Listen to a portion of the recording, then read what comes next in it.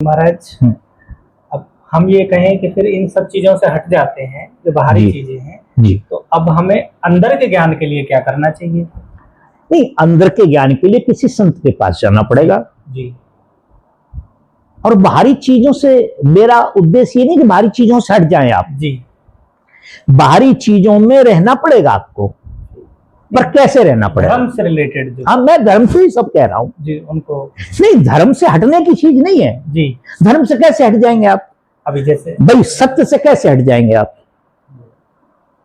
नहीं, मैं आपसे ही प्रश्न कर रहा हूं, सत्य से कैसे हट जाएंगे आप? सत्य से नहीं हटा जा सकता, मगर इन आडंबरों से हटना पड़ेगा। वही विषय था। इन पाखंडों से हटना पड़ेगा। जो जगह जगह लोग दुकानें बना करके बैठ गए, हमारे यहाँ जो स्वार्थी लोग हो गए हैं, जिन्होंने बिजनेस बना लिया धर्म को, जिनको धर्म के अनुसार चलना चाहिए, अब वो लोग धर्म को अपने अनुसार चला रहे हैं। हमें उन लोगों से दूरी बनानी है जी। और किसी संत की शरण में जाना है जी। किसी जाति मजहब धर्म में संत नहीं होते हैं। संत वो होते हैं जो सत्य को जानते हैं और जो सत्य को पा चुके हैं, सत्य को पा चुके हैं और सत्य को हमको जलाने की चेष्टा करते हैं। और वो सत्य बाहर नहीं है कहीं जी। सत्य हमारे अंदर है, सत्य आपके अंदर, सत्य इनके अंदर, सत्य जो भी संसार में है, हाथी में, कीड़ी में, सभी जीव। एक जगह गुरु महाराज कहा करते, गाय के भी राम और कसाई के भी राम। राम तो दोनों के, एक अपने कर्म से कट रही है और एक अपने कर्म से उसको काट रहा है। तो इसमें जैसे आपको अपने जीवन में कैसे रहना है? आपने कभी जल मुर्गी को देखा हो? जी। जल मुर्गी क्या करती है? यहां से डुबकी लगाएगी और वहां निकलेगी आधा किलोमीटर दूर। और कभी भी आप उसको पकड़ करके देखना तो उसके पंखों के ऊपर सीलन नहीं होगी। इसी प्रकार से हमें अपने जीवन का निर्वाह करना है। माया में रहे हम, क्योंकि माया तो शरीर भी तो माया है, लिप्त ना रहे हम इसमें लिप्त ना रहें, लिप्त रहें परमात्मा में जी। लिप्त रहें परमेश्वर में, लिप्त रहें उस मालिक में जी। जैसे कमल का फूल होता है, आप जितनी गंदगी डाल दो उससे ऊपर आ जाएगा। आप 2 फुट गंदगी डालोगे 2.25 फुट ऊपर आ जाएगा वो। इसी प्रकार से इस माया रूपी संसार में रह करके बेटी बेटे भाई बहन भतीजा जो कुछ है ये मालिक ने हमें धरोहर रूप में दिए हैं, हमें जिम्मेवारी दी है जी। इनकी सेवा करनी है आपने, हमें तन मन से उनकी सेवा करनी है, पर कोई श्रेय नहीं लेना है। जो महाराज ने हमें सेवा दी है उन सब के अंदर गुरु महाराज का दर्शन करो, संत का दर्शन करो। संत के शरीर नहीं होते हैं, गुरु के शरीर नहीं होते हैं। कबीर साहब एक बात कहते हैं कि जो तू चेला देह का, जो तू चेला देह का, देह में रखी खान, और जो तू चेला शब्द का, जो अंदर गूंज रहा है हमारे अंदर, शब्द ब्रह्म कर जान। ब्रह्म में और शब्द में कोई भेद नहीं, वो सबके अंदर है, कीड़ी के अंदर भी है और हाथी के अंदर भी है। तो हमें क्या करना चाहिए कि हमें उस ब्रह्म के साथ टच रहना चाहिए, संसार के सभी कामों को करते हो। देखो बच्चे हमारे माध्यम से गुरु महाराज ने पैदा किए जी। हम गुरु महाराज कहने, परमात्मा कहने, सब एक ही बात है। तो परवरिश कोई किसी और को भेजेंगे, वो हमारे माध्यम से होगी। भाई हमको कुछ भेड़ें दे दी गुरु महाराज, जाओ न चरा के ले आओ, तो देने आपको भेजने के लिए तो कह दिया जी, वापस लाने किसी और के लिए भी कहेंगे वो नहीं, हमको ले जाना भी और वापस भी लाना है। तो इसीलिए मगर यहां एक प्रश्न और खड़ा हो जाता है। लोग कहते हैं कि जो परमात्मा ही गुरु है वही है जो अदृश्य सत्ता है, तो फिर वो हमसे कैसे बात करेगा?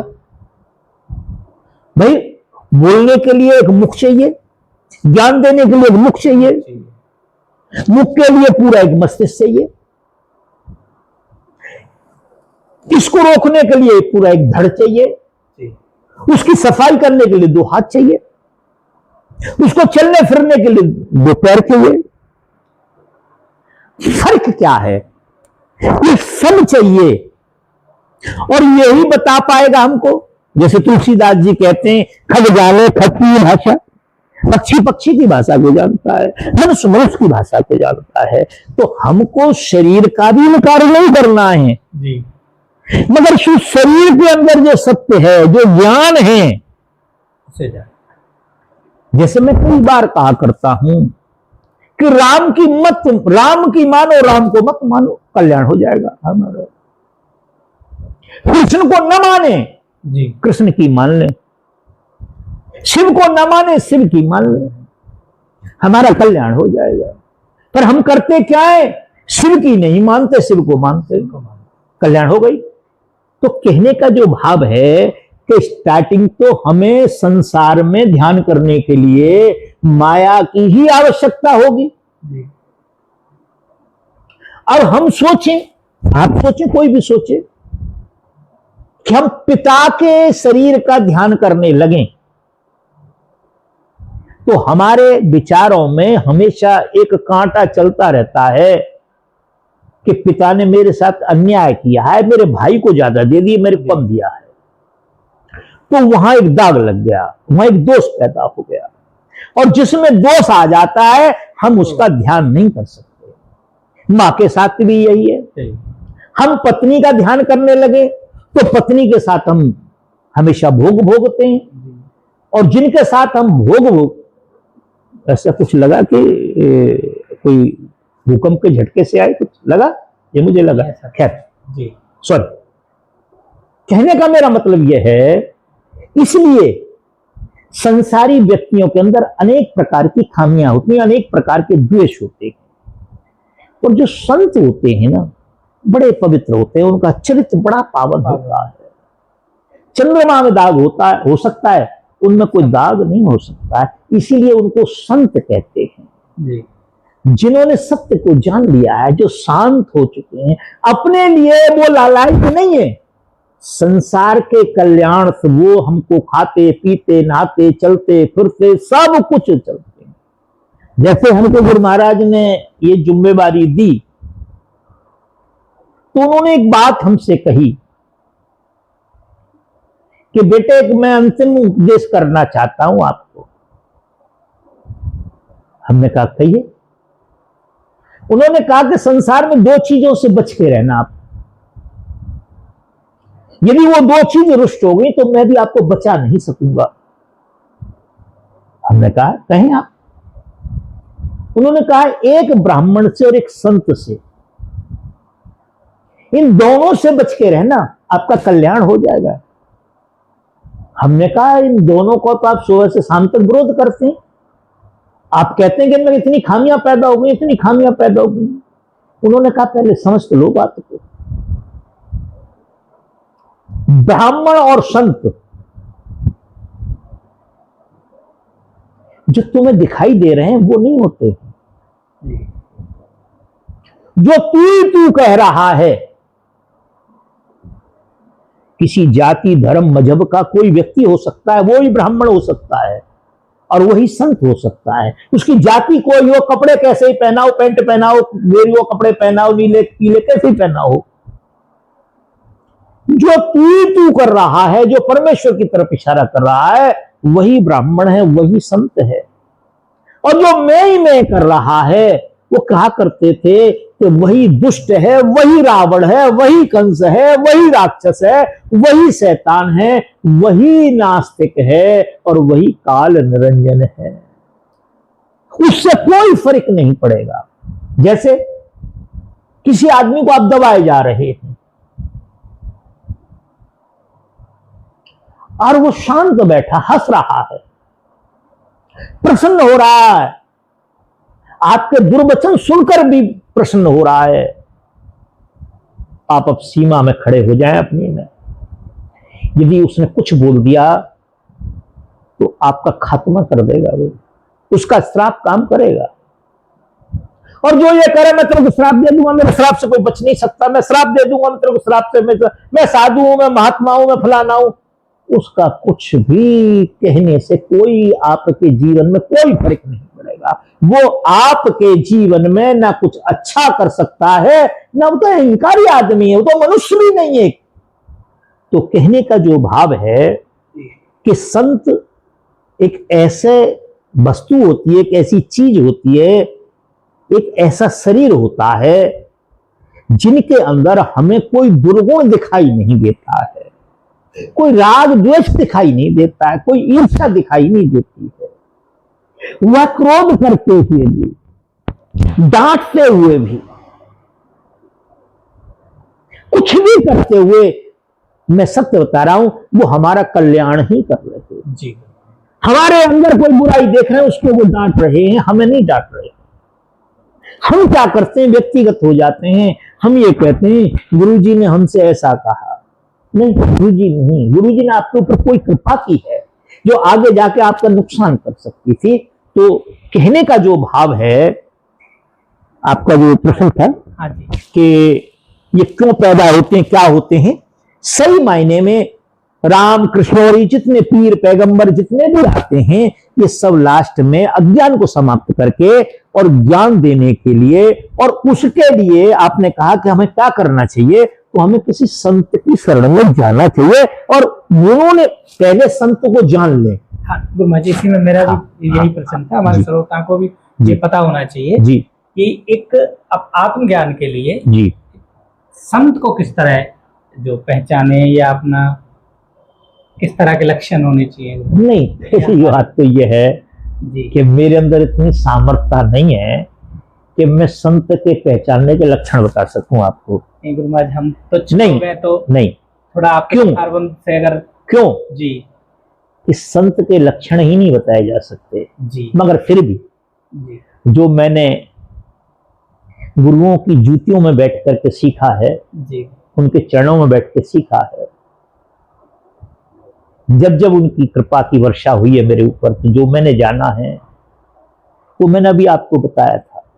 संत का एक ही लक्षण है कि तू ही तू कर रहा है, संसार के कल्याण से लगा हुआ है, संसार के कल्याण से लगा हुआ है, जो शांत हो गया है। ऐसे नहीं लाखों आदि बैठे और स्टेज पे आकर के बड़ा बढ़िया से 1.5 घंटे से मेकअप हो रहा है, 4 मेकअप करने वाले लगे हुए हैं, और जो तोता की तरह अंदर पढ़ा दिया वो अंदर बाहर आके पढ़ा दिया, बिल्कुल शांत स्वभाव से। कभी कभी एकांत में जाके भी देख ले उनको जी, कभी कभी रात को आश्रम पर रुक के भी देख लें क्या प्लानिंग हो रही है, विचार करें, कहें कुछ नहीं, विचार करें, विचार करें क्या यहां कोई ऐसी प्लानिंग तो नहीं हो रही किसी को नुकसान पहुंचाने के लिए जी, अपना परिवार चलाने के लिए, लोगों को मूर्ख बनाने के लिए, ये ऐसी प्लानिंग हो रही है तो वहां से आप दूर हट जाएं। कोई संत नहीं है, उनका उद्देश्य जरूर जाए। उद्देश्य यदि उनका उद्देश्य ये है कि संसार से भूख समाप्त हो जाए जी, संसार से भूख समाप्त हो जाए, इसके लिए वो भीख भी मांग रहे, प्लानिंग कर रहे हैं, तो हमें उसमें सम्मिलित हो जाना चाहिए। वही संत है दुनिया की अच्छाई के लिए, दुनिया से अज्ञान समाप्त करने के लिए, दुनिया की लड़ाई झगड़े खत्म करने के लिए वो प्लानिंग कर रहे हैं, लोगों को समझा रहे हैं, वही संत हैं जो संसार के कल्याण। और सज्जनों, जो खुद डुबकी लगा रहा है, जो नदी में डूब रहा है, हम सोचें वो हमें पार कर देगा, वो कैसे हो सकता है? जो माया में फंसा हुआ है वो हमें माया से दूर कर दे, ऐसा कैसे हो सकता है? जो झूठ बोल रहा है 24 घंटे, वह हमें सत्य का भाषण करे, ऐसा कैसे हो सकता है? जो 1 सेकंड के लिए भी संसार से विलग नहीं होता है, दूर नहीं होता है, और हम चाहें कि ये संसार से हमें दूर कर देगा, तो मैं समझता हूं ये बड़ी असंभव सी बात है। वैसे संतों के उसमें मैं कुछ नहीं, मेरी वाणी काम नहीं करती है। बाकी जो मैंने गुरुओं के चरणों में बैठ के, उनकी जूतियों में बैठ करके, उनकी ठोकरों से जो सीखा है, वो ये है कि जो तू कर रहा है लोगों के कल्याण के लिए, निरंतर उनका कार्य चल रहा है, वही संत हैं। जो शांत हैं वही संत हैं। जिन्हें सत्य को जान लिया है वही संत हैं, और जिन्होंने अपने अंत को जान लिया है वही। जाना पड़ेगा एक दिन, जाना पड़ेगा। कबीर साहब कहते हैं, बहुत छोटी सी बात है, यह संसार झाड़ और झांकड़, यह संसार झाड़ और झांकड़, उलझ उलझ मर जाना है, रहना नहीं देश देगा। कबीर साहब की एक छोटी सी बात याद आ गई है मुझे, मैं आपका समय लूंगा। रात्रि का वह समय था, बारिश हो रही थी, कुछ संत आ गए। अब संत का धर्म है ये, प्रसाद तो सभी को पाना होता है। कबीर साहब ने अपनी पत्नी से कहा, उन्होंने कहा घर में तो कुछ भी नहीं है। उन्हें कहीं जाओ सेठ जी के यहां चले जाओ, कुछ ले आओ जा करके। उनकी पत्नी गई, अब इस पे आप पे विवाद है कि उनकी पत्नी थी या नहीं थी, मैं इस चक्कर में नहीं पड़ना चाहता। तो वो सेठ के यहां गई और उन्होंने कहा कि लाला जी, हमारे यहां संत भगवान पधारे हैं, घर पे कुछ नहीं है, और मैं जानती हूं कि पहले भी आपका कुछ हमारे पे है, थोड़ी सी कृपा और करें, जैसे ही कहीं से आएगा वैसे हम आपको दे देंगे। उन्होंने कहा कि बात तो ठीक है आपकी, पहले ही नहीं पटा तो अब कैसे दे देंगे आपको, पर एक शर्त है इसमें, यदि आप एक रात्रि मेरे साथ बिता सकें, यदि एक रात्रि आप मेरे साथ रह सकें, तो मैं आपको दे सकता हूं, ये शर्त होगी। उन्होंने कहा कि ये तो बहुत गलत बात है, पर मैं एक बात पूछ लेती हूं जाके महाराज से। कबीर साहब के पास आई, उन्होंने कहा इस तरह की सेठ जी ने शर्त रखी है। उन्होंने कहा अच्छा कोई बात नहीं, जाओ तुम कह के आओ कि हाँ इस काम के लिए मैं तैयार हूं और आप सामान दे दो। उन्होंने कहा कि महाराज तैयार हैं, आप सामान दे दो और उनको भोजन प्रसाद करा के मैं आती हूं अभी। ठीक है, सामान दे दिया, भोजन प्रसाद हुआ और सारा काम हुआ। कुछ बारिश तेज हो गई। कबीर साहब ने कंबल लिया और अपनी पत्नी को कंधे पे बिठाया, कंबल डाला और पहुंच गए जाकर के। सेठ जी ये आपकी अमानत आपके लिए, मैं जा रहा हूं, सुबेरे ने माफ कर देना। जब सेठ जी ने ये देखा, द्रवित हो गया अंदर से, रोने लगा, कबीर साहब के पैर पकड़ लिए, बोले इस काम को केवल एक संत ही कर सकता है, कोई और नहीं कर सकता है। मैं ये नहीं कह रहा कि घटना हुई होगी नहीं हुई होगी, मैं नहीं कह सकता इसका, मगर ये संत के लक्षण हैं। अपना हित अहित नहीं देखता, वो संसार के कल्याण से जो कुछ करना होता है उसके लिए कुछ भी करना पड़े उन्हें, वह करते हैं। मेरी ऐसी मान्यता है। आगे धन्यवाद आप। जय श्री कृष्ण।